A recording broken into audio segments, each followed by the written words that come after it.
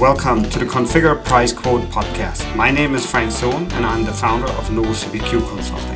This podcast is 100% focused on Configure Price Quote, also known as CPQ, and will provide you useful insights into this topic. My guest today is Marc Murphy. Marc is the founder of Ignite Labs, an investment platform that he created to explore a thesis in the CPQ services space. He founded Ignite Labs in 2019, and today he's here to talk about the initial investment they made in the CPQ space and views on the CPQ market activity in 2021. Marc, welcome to the CPQ podcast. Thanks, Frank. Great to be here. Thank you. Very excited to have you, Marc. So let's maybe start by telling me a little bit more about yourself, what you did before you founded the company in 2019. Well, when I first met you, I was the CEO of the Atlatl Software, who, of course, from our time together, is in the CPQ visual space and visualization space. And they're continuing that exciting work in that space, and we'll hopefully touch on that a little bit as it relates to the CPQ sector. Before that, I was CEO of a software services firm that we exited successfully back in 2016. And then before that, I spent 12 years at Deloitte. Well, yeah, and that's true. I just recently talked to Justin. Are you still in contact with them regularly? At Atlatl Software. Team, yes. And they're doing quite well, and I think they'll be seeing some opportunities in the sector as it grows, particularly from the investment community. Yeah, the CPQ market is pretty hot right now, right? So, but when we talk about working and collaborating with CPQ vendors like Atlatl Software, right, and like CPQ system integrators, how do you work with CPQ vendors and system integrators these days?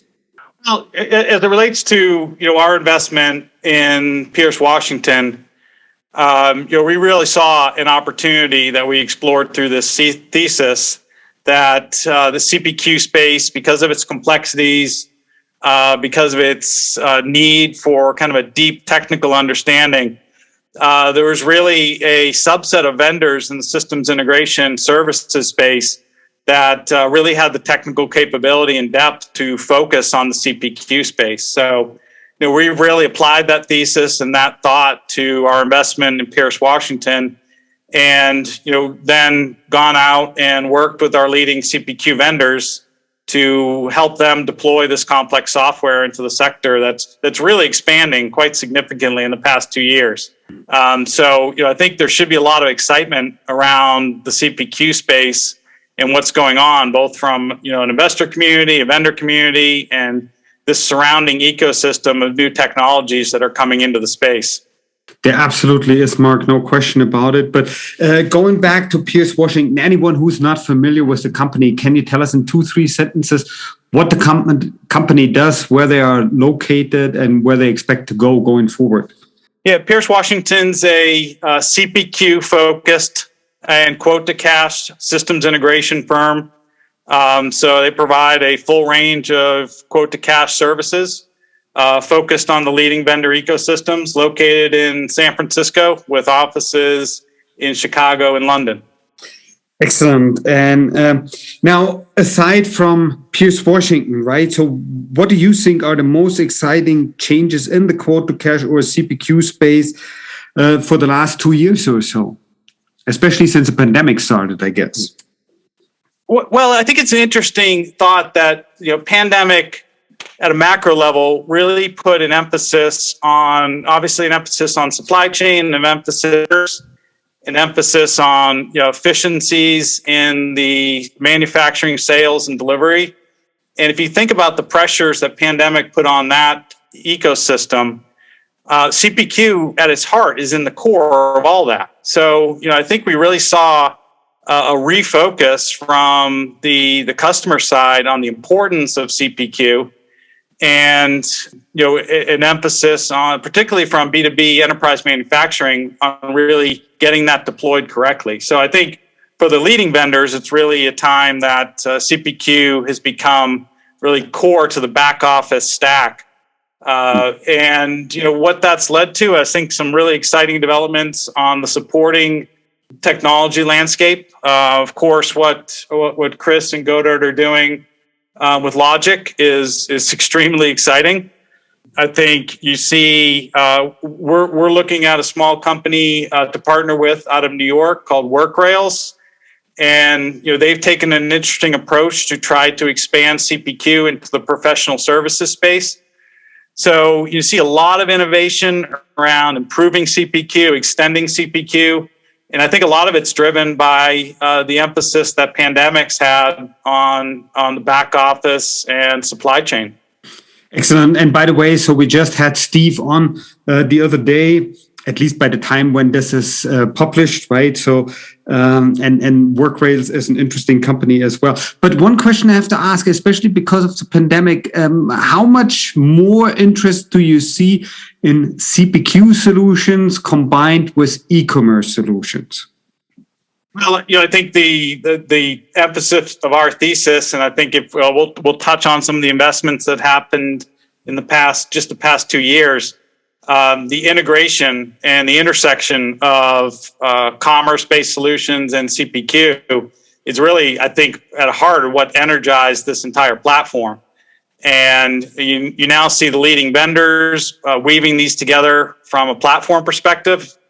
And a whole emphasis we're seeing from the customer side in making sure these are seamlessly integrated experiences for their customers. So it excites us from a services business because that opens up a tremendous amount of doors to continue to sell into that ecosystem, extending their CPQ value through commerce, or helping to expand efficiencies of their existing commerce solution by implementing CPQ.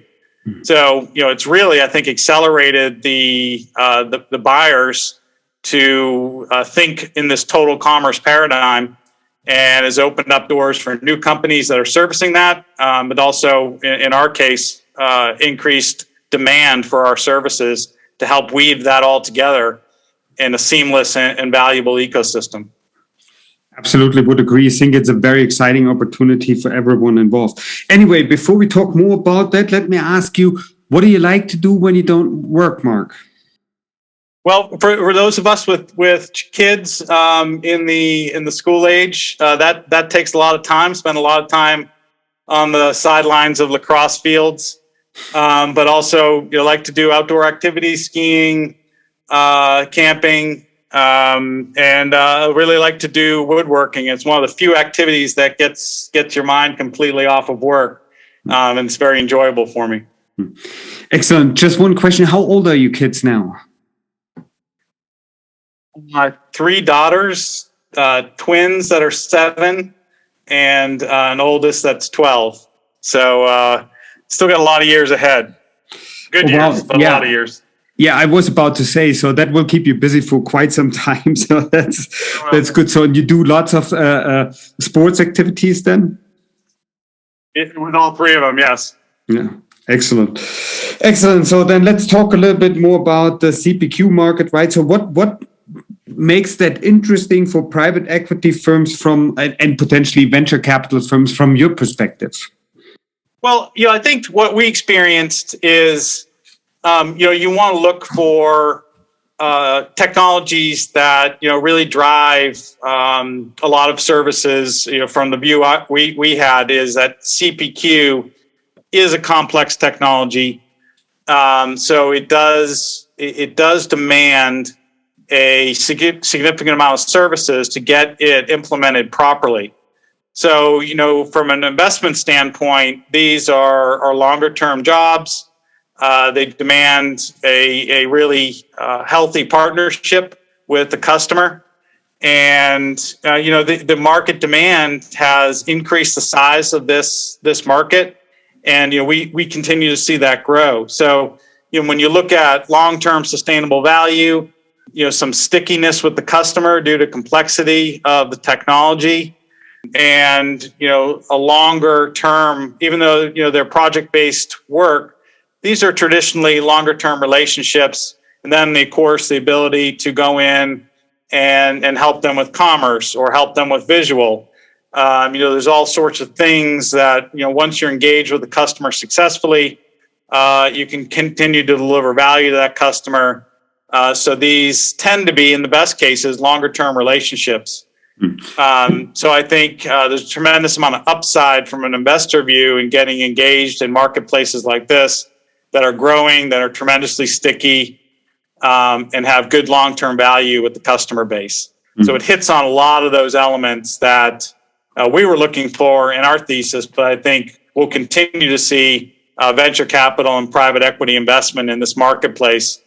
And then, of course, these emerging technologies that we can talk about that will continue to be really interesting to the investment community as we go forward here. And one question, are you focusing more than on the mid-size and large enterprises, or are you also trying to address the SMB customers with that? Right now, and traditionally with Pierce Washington, their legacy performance, we're really focused on enterprise deals. The company has cut their teeth in enterprise, and it's where our partners are going, our vendor partners are going. And really, I think, the larger scale, more complex jobs sit in high mid-market and enterprise market space. Certainly SMB will continue to merge with specific CPQ vendors as a really healthy space. If you look at, the TA Associates investment in AutoQuotes and Axonom, this roll-up they've done with Revelize, which I just think Jim is doing some really interesting things with that company. That's a very vertically focused mid-market CPQ play. But based on the size of the investment that TA's made there, they're certainly placing a bet that vertically focused mid-market CPQ is going to be a market that sees healthy growth. So that's just one example that this really goes wide range to vertically focused plays all the way to the larger vendors doing big enterprise jobs. Excellent. And I think one thing which is important to anyone who's getting an investment is, what do you expect in return from an investment, and how quickly do you expect that return? Personally, the way we're approaching this, and my experience in this is, putting a timeline on that, becomes a bit artificial and hard to live up to. But what we are focused on in our strategy is helping the PW team continue to build value, continue to deliver to customers, to continue the growth patterns they've been on. And I'd say with any investment, if you can support those three pillars, doors will continue to open up to you for exits, whether it be larger investments or exit to a strategic. So right now, and this is we're 2 short weeks in, we're really focusing on the fundamentals of value and delivery. The talent growth, which the global market is really constrained by talent growth right now. But if we focus on those factors, we continue to execute the way this team has executed over the past years, we believe strongly, with strong conviction, that there'll be exit opportunities or growth opportunities in the future. And again, I think if you've looked at just this past 2 years on how the market has treated companies in this space, there's certainly proof that there's opportunities for growth and value creation in this marketplace.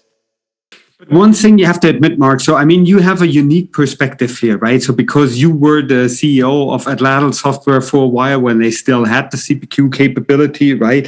So now, what role are you personally playing now during and after the investment in Pierce Washington? I'll continue. I'll play a board role. Obviously, that will be the formal role, and really taking. A lot of my services background, spending 12 years at a high performing company like Deloitte really gets you a full set of capability on delivering services business model. And so, I'm going to focus on helping the PW team, the 3 incredible founders, help them grow. and find areas where my background can uniquely help them accomplish our collective goals. And that'll be mainly focused on building services models, expanding into managed services, and probably spending a lot of time with our partners and potentially exploring visual capabilities again in the future. Novo CPQ Consulting helps you with all CPQ related questions. For example, we help customers to find the best CPQ solution for their business, and we help customers analyze their current business process to determine if and where CPQ can help. Here it's important to point out that we are 100% independent and always look out for our customers first. This means for us also that we don't get paid by any CPQ vendor for providing them new customers or for any other services. We are focused on our customers and always provide the best available information to them. We also help system integrators to improve their services, and we offer the only CPQ industry subscription that provides monthly CPQ news and trends. We have many other services, so check it out today at novocpq.com. Send me an email to frank.sohn@novocpq.com to learn how we can help you with your CPQ questions, and keep us in mind when you look for 100% impartial CPQ advice.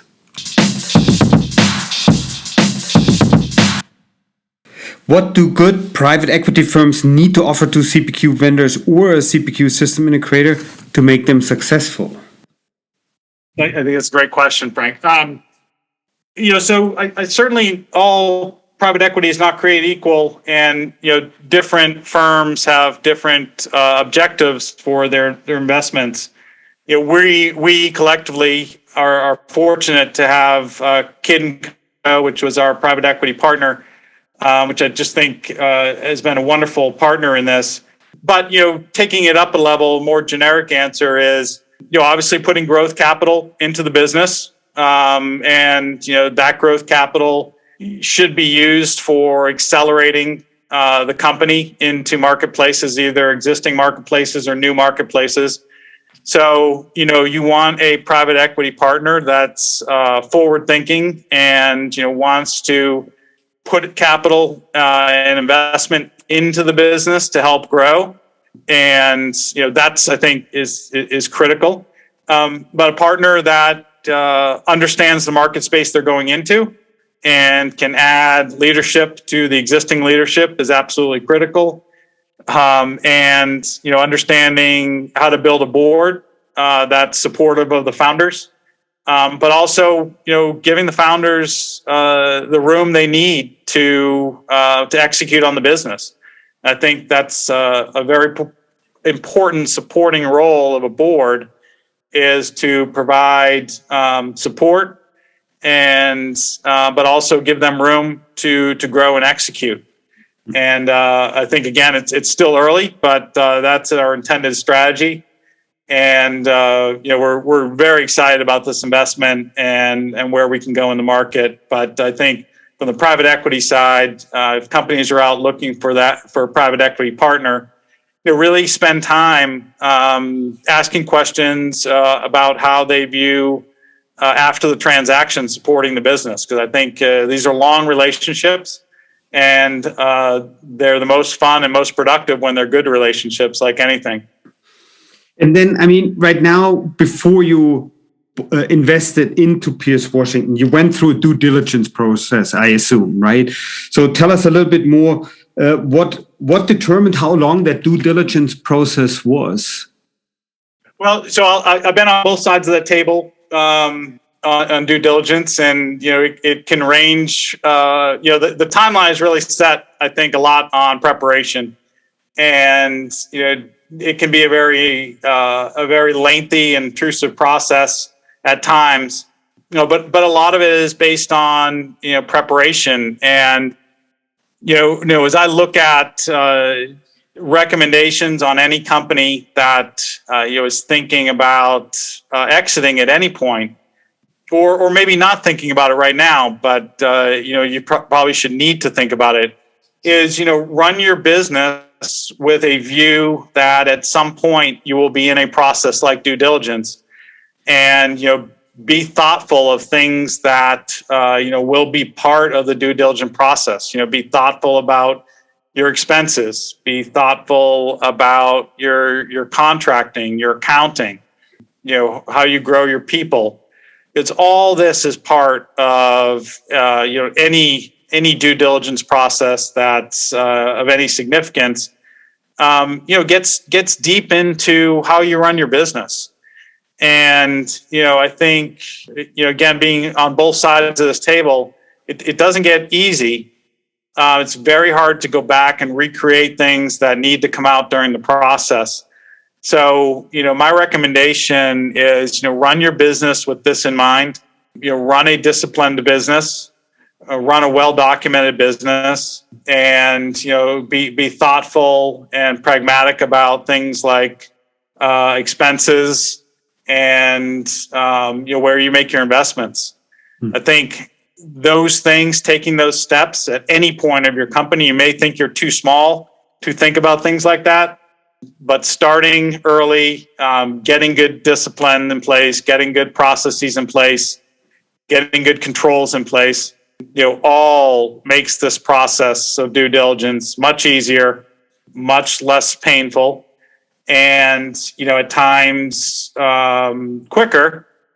I think there's some elements of due diligence that just can't be sped up. So I think a good 6-month planning timeline is what you should expect, because it's often it takes that long to get through something like this. So setting good expectations for yourself on how long it should take is, I think, helpful. And preparing yourself as you run your business is probably the best advice I could give someone to make that a smooth process. Excellent. So, but now you do through the due diligence process, you invested in them. So now the first question after that to me is, what do you do now in the first 100 days, 3 months after the investment closed, right? So how are you helping them now? Well, we're 2 weeks into this. A lot of what I was doing before is, we have fortunate to have 3 very talented and thoughtful founders that are now, leading this business. And, myself and the other board members are supporting them. We are in the process. I think it's a logical first step post-transaction to any process is, doing a very intensive strategy that will cover us, for the first 100 days, but, we'll set the path for the next couple of years on where we're going. So, we're in that process right now, planning and strategy. And, in parallel to that, the partners are executing the business. The directors and managers are executing the business. Because, as this market does not wait for us to get our planning done. So, we're out, they're out running the business day to day, and they're out, knocking down deals and servicing their customer, hiring talent. And in parallel to that, we're going to do some strategic planning and, get the first 100 days off, and set a course for the next couple of years of growing the business. Excellent. Now I want to ask a question. I'm not sure how good the question is, right? So, but I would be curious about it is, how would you plan your exit from an investment like that? And we don't need to talk specifically about Pierce Washington, right? So, but I'm just wondering, when do you start thinking about the exit? Is that at the time you invest? Is that a year later? You don't know yet. Tell me a little bit more about your thinking behind this. Yeah, I think I'll just, I'll answer this more about how I think about this, at a top level strategically. And, as I worked on this thesis with my partner, this whole private equity kind of approach is all built around making sure there's exit value. So of course we think about this, and I think there's a thought process where you start thinking about where your maximum exit horizon is going to be, and that can take the form of top line growth, bottom line growth, certain customer base, all these factors that go into enterprise value, and really think about what do we need to do to get to a position where we can have enterprise value that will attract the right type of exit.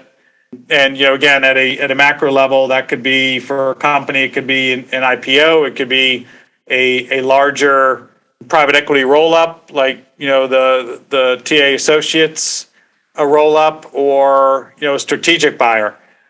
So I think you want to think about all paths, understand the enterprise value that you need to achieve to reach the goals of your individual your investment, because again, not all firms have the same kind of mandates and same kind of horizons on their money. So that's a factor as well. And you sit down and very carefully plan that out, often ahead of finding your investment target. So what kind of investment, initial investment you need to make to reach those goals of the fund. So there's a lot of different factors. We started that process when we sat down and wrote and validated the market thesis. Had a lot of external views on that market thesis to validate it. And a element of that market thesis was, is there a value creation at the end of this that meets what we're going to put into it, and do we think that's achievable? So it's all those factors that go into kind of a complex planning algorithm that validate that there'll be an exit at the end of this. So for us, a lot of that was done well ahead of making the initial investment. Validated along the way, continues to be validated, and now really the work is executing against that. So again, those doors will be open in the horizon that we believe they will be open for us. And I think that's the big picture answer. And we've validated along the way, and now we're out in the market executing against that. And next time you have me on in a year or so, we can do another check-in on how we're doing across that path. Absolutely. Would love to do that. So, but talking about the expectations for the CPQ market. So right now, the investment activity is really high, right? Was very high in 2021. What are you expecting concerning that private equity and venture capital investments this year, 2022? Yeah, so let's reflect just quickly, Frank, on 21 or 20 and 21. We mentioned the AQ investment, KB going to Epicor, CDS going to Dover, and what Patrick's doing there. Another person you should have on. I think it's just really visionary. Of course, 3Kit's acceleration in the market. So a really exciting time for investment, in Logic.io recent investment. So, this is a sector, when you look at not only the core vendors, the core traditional vendors, but the supporting ecosystem, the number of services companies like Pierce that have gotten investment just in this past year. This is, if you look at an individual sector, it's a hot sector for investment. And clearly it's a hot sector for a reason. The elements that are making this a hot sector, I think, are only being accelerated right now. So I think we're going to see a really healthy year for CPQ and the surrounding ecosystem of supporting vendors and implementation partners. And that's likely because of the growth and the global kind of pressures that are still, particularly supply chain and other pressures that are still out there. I think this drives investment for at least the next couple of years in this space. The other side of that, and maybe the fortunate side for the vendors in the space, is the demand's high, and there's very few vendors in the space. So they're in a very good position. If growth is on their mind, whether it's organic or inorganic through PE and venture capital, I think the demand stays high, and those type of investments, are going to be out there and continue well into 22. Very interesting discussion, Mark. So, but unfortunately, we're coming to the end of this episode. Hence, my last question: what's a good way for interested listeners to contact you and learn more about these topics? Frank, thank you. And I look forward to connecting and reconnecting with some of the colleagues that I worked with over the past 5 years or so. So thank you. Thanks for what you do for the CPQ community. I think it's very valuable. People can reach me at Ignite Labs, Mark with a C, .Murphy at ignite-labs.com. And, maybe we can make that available via your website and newsletter, Frank. I'd appreciate that. Absolutely. We will have all of this contact information in the show note, Mark, and we will follow up in a year and see how the CPQ market develops. So thank you very much for making time for the CPQ podcast today. Thank you so much. I'd like to thank everyone for listening and hope you learned something interesting today. If you like the podcast, please go ahead and rate it on iTunes or share it with your friends and colleagues. In the meantime, you can find us online at www.novocpq.com. So long, everyone.